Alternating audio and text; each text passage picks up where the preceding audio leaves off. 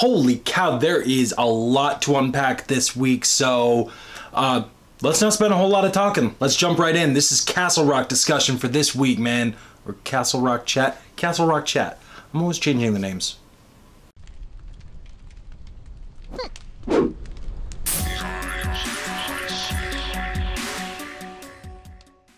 What is up, everybody? Welcome to another week of chatting about Castle Rock. Maybe that's going to be the new name. So I've been putting out a call to you guys. Let me know your theories, your speculations about what's been coming up. And I've been getting a lot of responses back, man.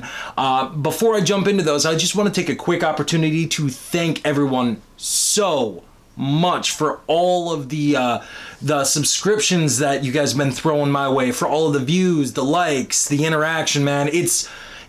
Every single one of those goes a long way to helping this channel grow. It goes a long way to giving Castle Rock the kind of recognition that, frankly, it really deserves, and I still don't think it gets enough of. So that's why I'm doing this, man. I'm doing this because I love this show. I'm loving you guys. I'm loving the interaction.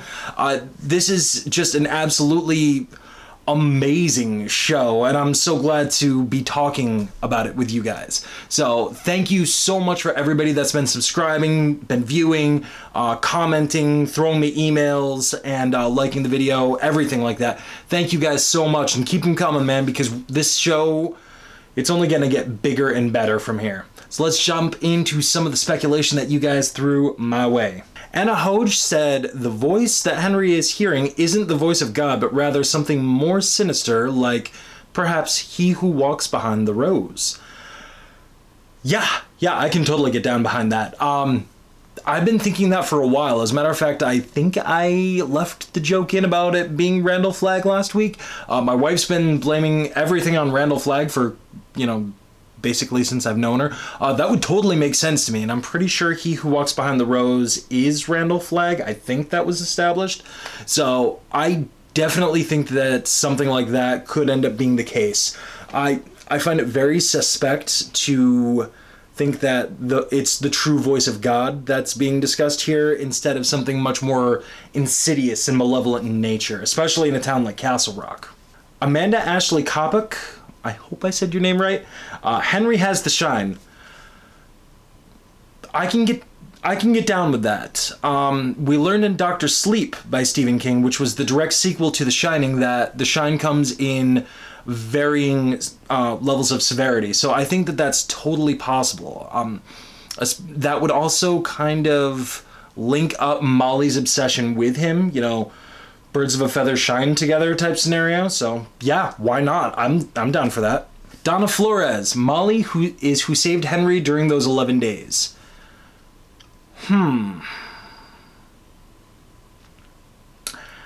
Interesting. I think that there's a tie-in with Molly there, but I don't know if she's the one that actually saved him. Although maybe not directly, maybe through linking in with him, she kind of guided him or something. That's interesting. Let's explore that. That might end up being more right than not. Ryan Shannon, in contrast from last week, he argues that Jackie won't die, but will go crazy like her uncle. I'm kind of obsessed with that idea. I didn't think that she's gonna die either. It just doesn't feel organic to me. It doesn't feel right. Especially an actress like that, a character that obviously is part of the Kingiverse, for lack of a better term. Yeah, I agree. I don't think Jackie's gonna die. She does seem obsessed with the macabre and the dark side of things, so her turning into a killer like Jack Torrance, well, it depends on if you're talking the Stanley Kubrick version or the Stephen King version, and I'm pretty sure the Stephen King version is much more what they're going to be talking about, despite the fact that they did say axe, and it's not actually an axe in the book. I can get down with that. Jackie becoming a killer, I could see that. Don Pat 1981, Jackie and the kid had sex and we will see that she's pregnant. I've been thinking that too, man. Especially seeing as though the kid walks in naked and she's just laying on his bed, being all Jackie Torrance and shit like that. I could totally see that. As a matter of fact, I started to wonder the exact same thing. It kind of took me back to American Horror Story Season 1. Spoilers for a show that's or at least a season of a show that's like almost a decade long at this point. But a ghost ends up impregnating a human girl. I'm relatively sure we can say that the kid is not entirely human.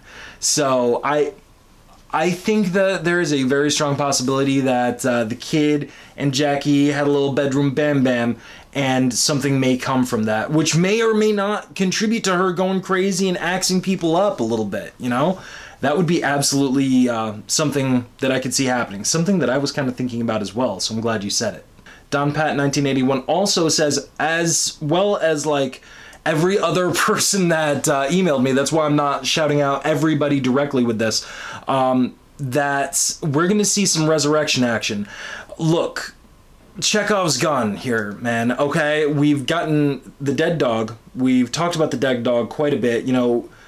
Is it still dead? I need to make sure it's still dead type scenario. They spent a lot of time on Henry's dad's casket with the exploding casket syndrome or whatever they refer to it as. It's like leaking sludge. Not to mention Molly having visions of Henry's dad looking all evil preacher-like and whatnot. So I think that is... there's way too much set up for them not to pay that off, at least in some way, shape, or form. I think we're going to see a resurrection in some way, whether it be Pet Cemetery style or some sort of like powers of the kid type scenario. Maybe he who walks behind the rose resurrects Eli again and he starts bringing people back. I have no idea. I'm going off the rails here with that one, but yeah, resurrection seems to be playing a large factor in this show, or at least the discussion and allusion to it. So, I mean, Chekhov's gun, man, I would say that it's a pretty solid guess. And finally, we have one more little teaser from you guys, and this one comes from James Late, who was actually in the show, mind you. He did play a character in the show. He said specifically, he cannot tell us what is going to happen. However, watch the Rottweilers. Watch the Rottweilers. Well, we just got done talking resurrection. I realized Cujo was a St. Bernard, but, yeah. What? If I tell you something, can you keep your mouth shut? You said you'd help her. Time is her enemy, Sheriff. Most people can't hear it at all.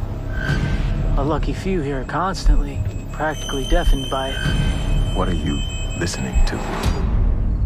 The voice of God.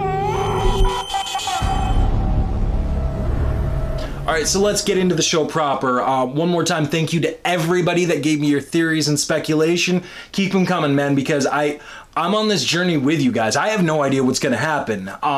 So it's so cool to see what you guys think is going to happen. And then I sit down, I read these, I record that part, and then I watch the episode, and I'm like, all right, so how much of this stuff is shaped up? So let's jump right in. Jackie did not go crazy in this episode. She was barely in it. I think she had like one line. She's around back or something like that. But yeah, she didn't go crazy yet, but stay tuned. Stay tuned for Crazy Jackie. So once again, just like every other week, I'm not going to be going through the entire episode beat by beat. There's plenty of other places you guys can go for that. If you guys are interested in checking out a podcast, Castle Rock Critical, those guys are absolutely, guys and girls, are absolutely awesome. They're a part of, I believe they're called the Film Critical Network. I got a chance to talk with a couple of them. Super cool people over there, and they kind of go through the episode beat by beat. They've got a good discussion over there. I like what we're doing here, though. We're talking a couple of key scenes, and the first one I want to talk about is just a small bit of dialogue that I thought was so important to have in a show. What were they like? Your real parents? Grandma and Grandpa are my real parents. See, that was really, really powerful to me. My wife is adopted, and she spent her entire life having people, you know, talking to her and asking her, oh, well, don't you ever want to meet your real parents? Well, no, my mom and dad are my real parents, not the people that gave birth to me, not the sperm donor and the incubator. I think that was very positive and powerful. In this day and age, there's not a lot of emphasis put on adoption. So to have a bit of dialogue like that your grandparents are my real parents. Your real parents are not necessarily the people that conceived you. Your real parents are the people that raised you, that molded you. For better or for worse, man, those are your real parents. To have that line in there was so damn powerful. I realize it's a weird thing to highlight here, but that one, just because of my wife, man, that one really touched me. I want to talk about Ruth's chess pieces now for a second. This was a very interesting little bit of dialogue that she was having with Henry's son. Now, I'm not exactly sure what way to take this. If we're seeing a window into her own psychosis and dementia, or quite possibly there is something even crazier going on, that Ruth is not just conscious through this precise time stream, that she is actually jumping around in the past and reliving moments and whatnot. So when she says that she hides chess pieces throughout the house, is almost like her breadcrumbs to find her way back to the present and the now and the reality. That was really cool. I really am excited to see where they go with that. And once again, I was waiting for this episode. This is the episode that was credited to Mark Bernardin, who was the guy that got me hyped up about Castle Rock way over a year ago. So I expected big things, and a little bit of thought provocation like that goes a long way for me. Ruth had several scenes in this episode. That was only one of them, but I feel like it's going to tie in to when she sees the kid outside and she makes reference to the fact of, oh, my husband's out there. What? What did she just say? Look, when she had that bit of dialogue about jumping around in her own time stream, that was crazy enough, but she's referring to the kid as her husband, which is leading me to wonder, maybe the kid is. No, seriously, we're talking about time travel or the multiverse or slipstream, something like that, ley lines through reality. Stephen King is known for the Dark Tower series, which it takes place in other realities, other dimensions, if you will. So it's a possibility that the kid is a different version of her husband from a different reality, like maybe the Dark Tower reality with the Man in Black and the Gunslinger and the Crimson King, or the Crimson King himself, possibly? Or maybe that is actually her husband and the man she married, but this right now is his contemporary time, and when he goes back, he is that guy, but a different version of that guy. Like, he's already lived this and then goes back in time. So maybe that's the scenario? I don't know. I had my own theories going into this episode. Like, for instance, one theory that I had was that when Lacey said the devil is real, the devil is a boy, he wasn't referring to the kid, he was referring to Henry. I'm not sure I buy into that anymore, especially when we see that very end scene when the kid cops to the fact that, you know, you said you'd help her. He never should have locked me in that trunk. You never should have left me in that trunk. I think that he was exacting vengeance, quite possibly. And if that is the case, and if what I'm saying here is right, and that actually is her husband, and somehow or another he ends up back in time, or she brings him back with him, that is the most ultimate betrayal and insidious thought, that you would go your whole life knowing that you originally killed your wife and then went back and stayed with her. That's terrifying. Whew. Now, the preview for this episode gave us a little peek into what one of the major themes and one of the major discussion points would be, and that is the voice of God. Henry's been having a ringing in his ear for the entirety of this season, or series rather, so he goes out in the woods. He's trying to retrace his steps from when he went out in the woods with his dad long, long ago when he was a little kid, and stumbles across these two guys that he saw at his dad's funeral, or secondary funeral, after they reburied the casket. One of them being an older, seemingly wizened man named Odin, and, you know, his little translator buddy there. Odin is deaf, and you find out later that he deafened himself, and he plans on doing the same to his little buddy there. they're talking about the voice of God, and they throw down some scientific terms. And I think it was a very cool scene merging religion and belief with science. Because to me personally, and I don't mean to go on a religious tirade here, because to me personally, and I don't mean to go on a religious rant here, but I've never understood the mindset of exclusivity, of creationism being one side and evolution being the other side.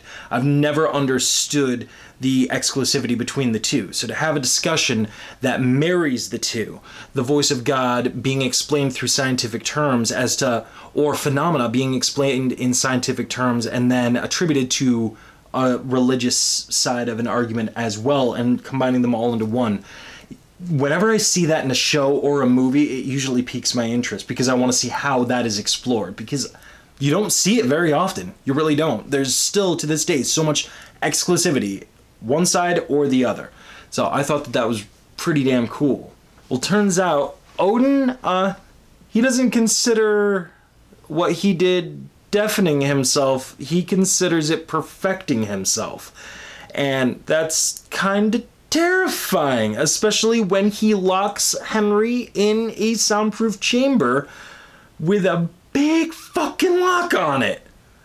So Henry is now going on some sort of sensory deprivation trip, and it looks like that Odin was telling the truth about the ringing in his ear. Perhaps it is some sort of communication, but maybe not from God, not the voice of God.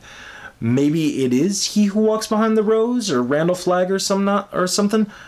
Or maybe it's neither of those two things. Maybe it's timelines converging. Maybe it's a breakdown of a mask that is this reality. Because there's a lot of allusions to what happened in Castle Rock. We've seen the Easter eggs of Cujo, of a couple of references of Needful Things, of The Running Man, Shawshank Redemption, but maybe some of these things were kind of covered up by some sort of veil over reality or something like that. Maybe that is the veil trying to break. Maybe him hearing that is breaking the wall down a little bit. I don't know. It's going to be interesting to see what happens after that. Maybe this whole thing is supernatural and religious, or maybe it's much more scientific and paranormal in that respect too. I don't know. These hour-long episodes are killing me, man. They're freaking killing me. So those were the scenes that I wanted to highlight. Those are some of my thoughts, and I'm sorry I wasn't able to give you more concrete answers or concrete stances on these. Keep in mind, I just finished watching this episode like 15-20 minutes ago, so I haven't even fully formulated my thoughts yet. But what about you guys? Have you formed some thoughts and new theories, amended your old ones? Let me know. Let me know. Tweet at me, man, at Nerdynomicon. Join the Facebook group, facebook.com/groups/Castle Rock fans. That's where I'm hanging out, man. You can also find me, Nerdynomicon, at gmail.com, facebook.com/Nerdynomicon. Hit me up in the comments below, man. We're having some deep conversations in there, and expect a little bit more from Don Pat 1981, because we did a little bit of talking, and I think even when this show has run its course and the full 10 episodes are in the can and hitting our eyeballs, I think we're gonna have to come back one or two more times, at least in podcast form, because this guy actually lives in the town where they shot it at, and he's got some legends, and he's got some spooky stories, he's got some stuff that he needs to say, and I think it would be really cool to hear that and really cool to experience that, especially for all of us Castle Rock fans. So once again, hit me up in the comments. Get at me any way you feel free. Don't forget to like and subscribe, and I will see you guys next week. Thank you so much to everyone who's done it already, and if you haven't, what's stopping you? What's stopping you? The buttons are right down there. See you next week.